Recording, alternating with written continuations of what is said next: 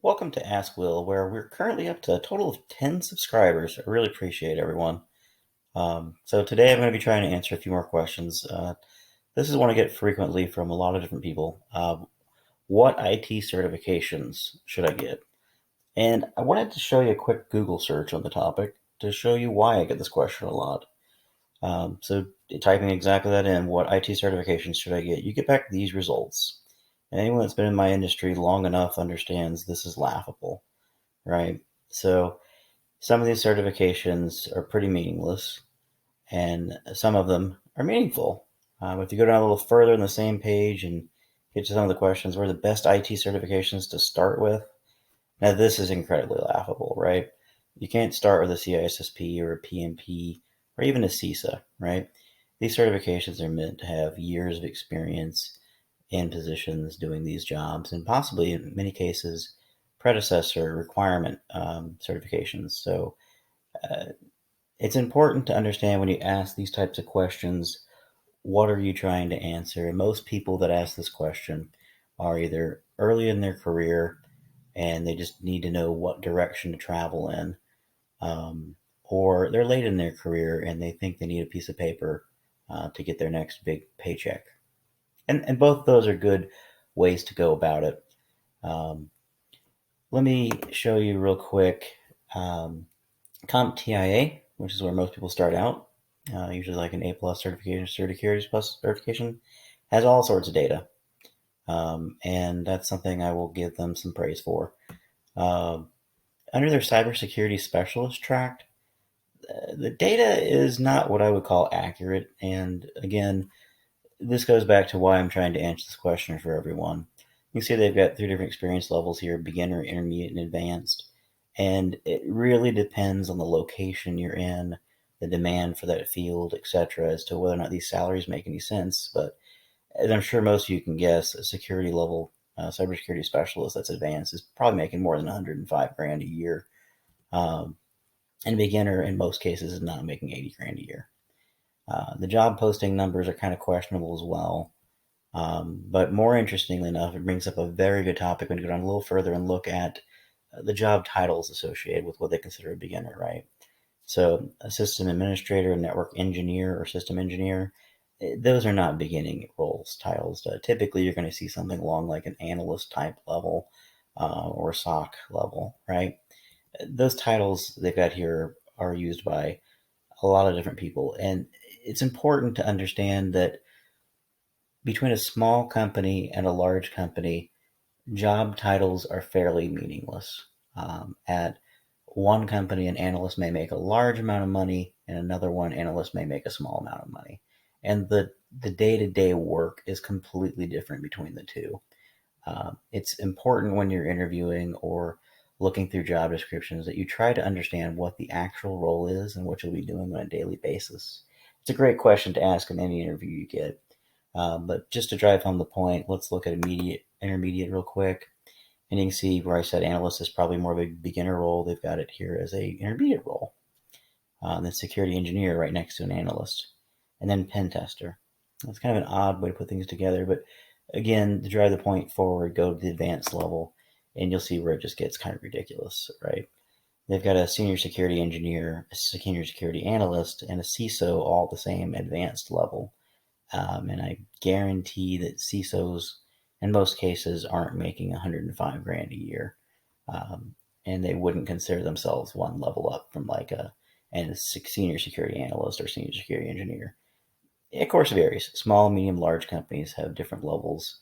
You're not always going to see every role in an organization, especially if it's a smaller IT shop. Um, but it's understandable that people get confused when they ask these types of questions. That being said, CompTIA's got some good information, and this is an older graphic that they no longer use, which is actually still useful to this day, honestly. Um, this graphic was called the IT Certification Roadmap, and it didn't just include their certifications on it, but it includes certifications from all sorts of different other companies. And if you just Google IT Certification Roadmap CompTIA, kind of like the title says here, you can look at images and see exactly what we're looking at here. And I'm just going to zoom in real quick to go through one of the different tracks that's over here on the right.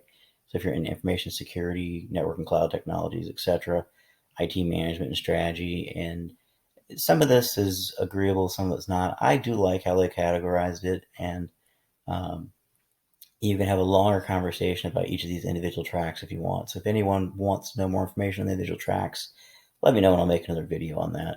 But for now, let's zoom in on the information security track. Um, you see at the beginning here, they start with a CompTIA ITF Plus, and then a CompTIA A Plus, and a Google IT Cert.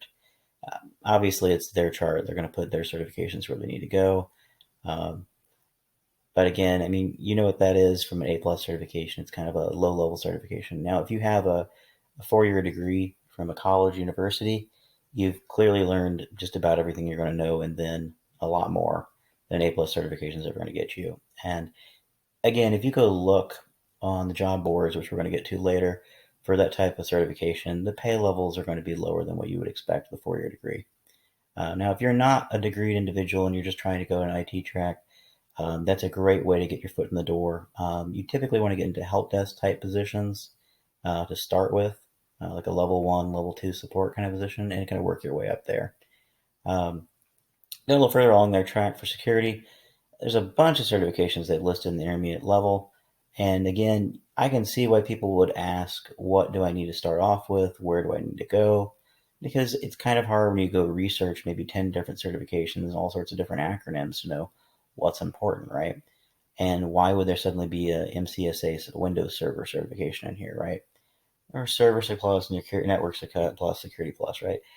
And that just really depends on the track you take to get into security, I would say. It really varies where you're at and what you're planning on doing. There's so many different areas of security that you'll find out when you get to the higher levels of certifications that things kind of split up. You can't really be the security guy who covers everything, right? You're possibly going to be in penetration testing. You could be doing analyst type work. You could be doing CISO type work, which is completely different from anything else I've discussed before. This is writing policies and procedures. A lot of this really depends on your long 20-year goals, right? You're not going to become a CISO straight out of college unless you start your own business. And even then, you'd still want to have some background in the different areas, application security, etc., right? And these types of things come with time. You need to do a little more research on your own to know what areas of security you might be interested in, right? And so we go a little further up the steps, you'll see in advanced, they list a bunch of different CCNPs.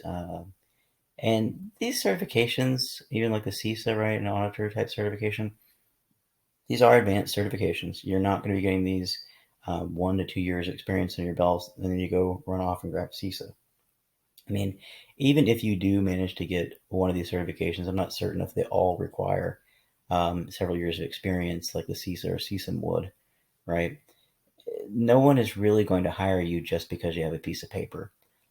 So in our industry back in the 90s, there was a period where everyone got hired for everything. Salaries were crazy, and if you had a certification, it was proof that you were worth more money. And that lasted a little while, right? Until the concept of the paper MCSE became a thing.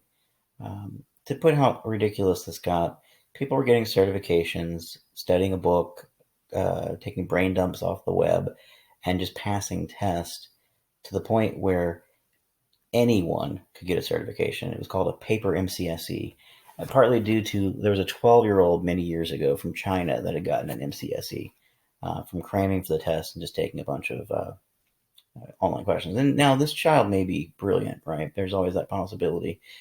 But it goes to show you that if you're looking for someone with experience who knows what's going on in the world, I don't think most of you are going to go to a 12-year-old and ask them how to run your IT shop or how to manage your security, right? Probably not the best of ideas.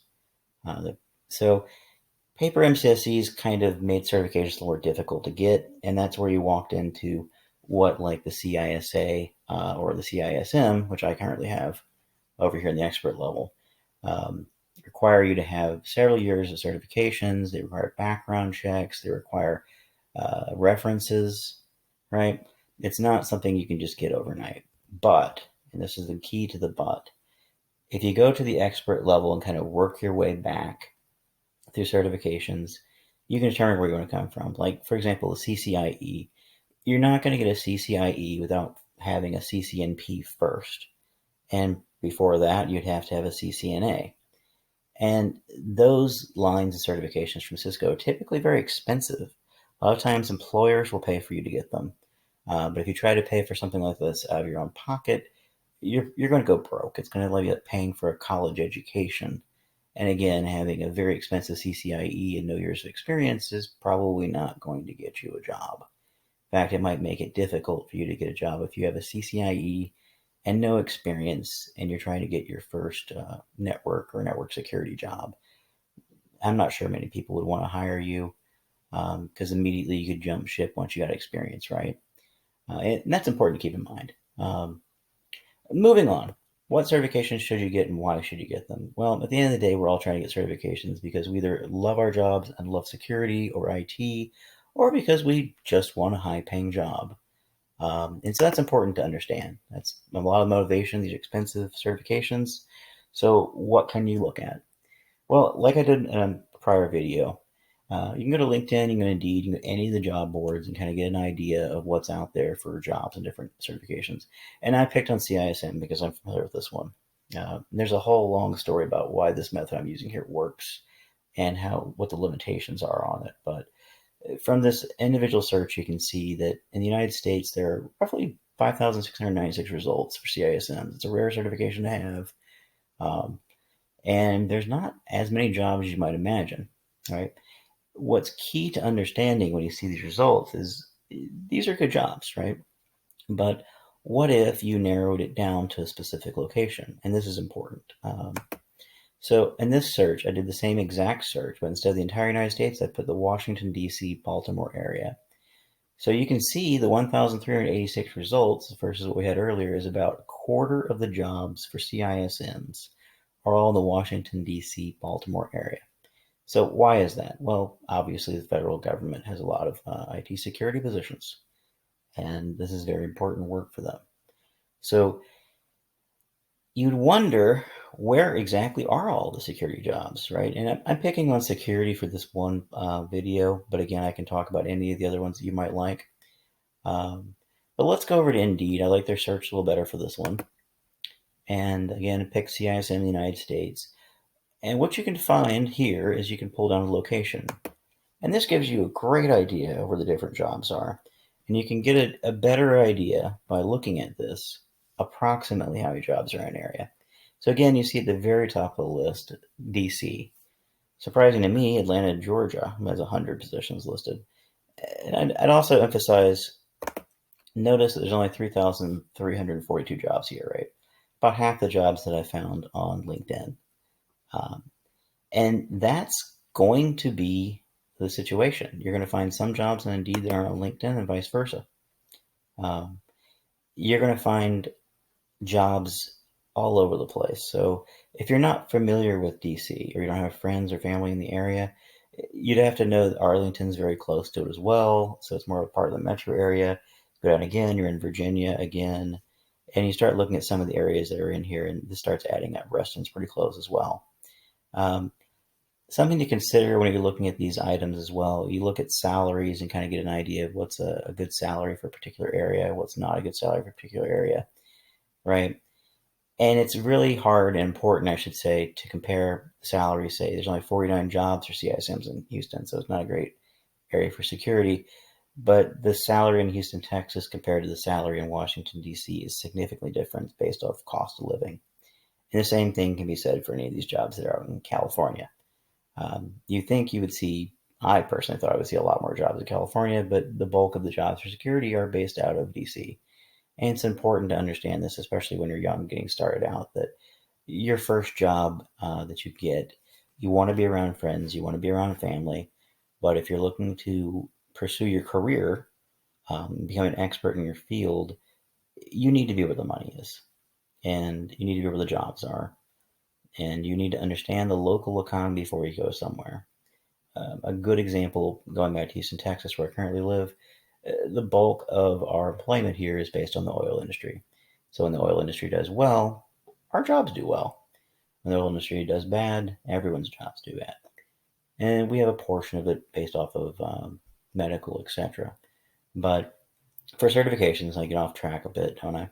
But for certifications, it's very important to come in here and look at where the certifications are picked up.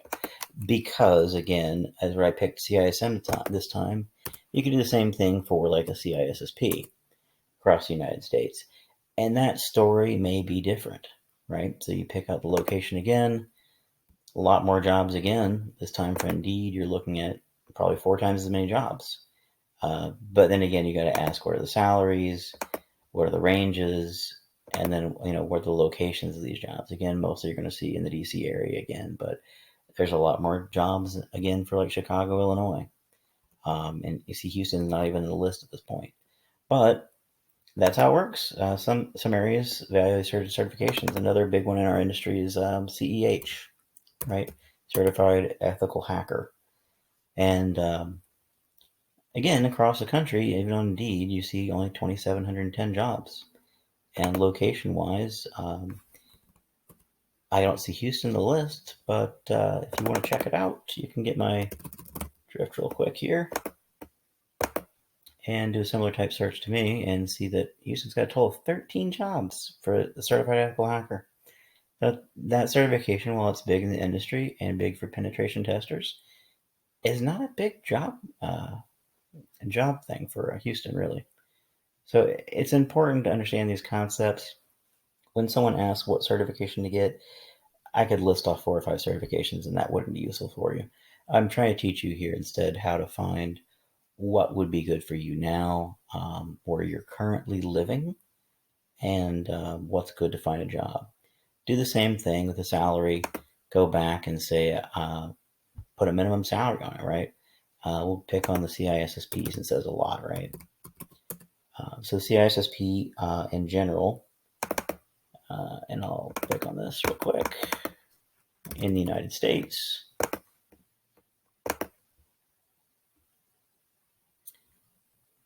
let's make a salary at least a 6-figure salary, right?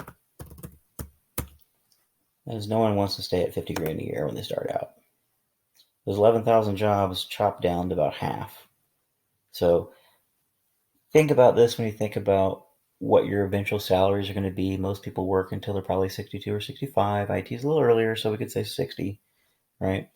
But you're talking about between the ages of, say, 20 to 22 to 62, so about a 40-year period there. And so if the available jobs that are out there, only half of them are 6-figure jobs, expect that you'll be looking at a 6-figure job somewhere in the mid-30s to early 40s at best, unless you're on top of your game and you've been working at it for a while. Again, that varies entirely by individual location and situation, but just do the math on how many people are in the workforce, how many jobs are out there, and what those jobs pay. And you'll have a little bit better information than you'll get from a straight Google search or just reading some random article, right? So back to the IT certification roadmap. Everything you've seen here across all the different areas has all sorts of certifications, and you can easily ask people what they think of specific certifications, including me, or you can start your research with a job tool, because that's what the whole thing is about, right? I like certifications for looking for jobs because it kind of eliminates anything that's not really pertinent. Like if you look up security analyst, right? That's not going to get you just IT security jobs. It's going to get you security analyst jobs, which may not be IT related at all, right? So keywords like security analyst, things like that are going to help you out finding jobs and doing a little more research on what things you need before you go somewhere and what tracks you need to take. I like how this is put out in a nice chart. Whoever did this the first time did a great job kind of giving you something to start with. And that's what I would suggest you do as well. As well as I would suggest hitting the subscribe and like button. Give as much information as I can out, and I really appreciate all of you for helping me out here today. Have a great day.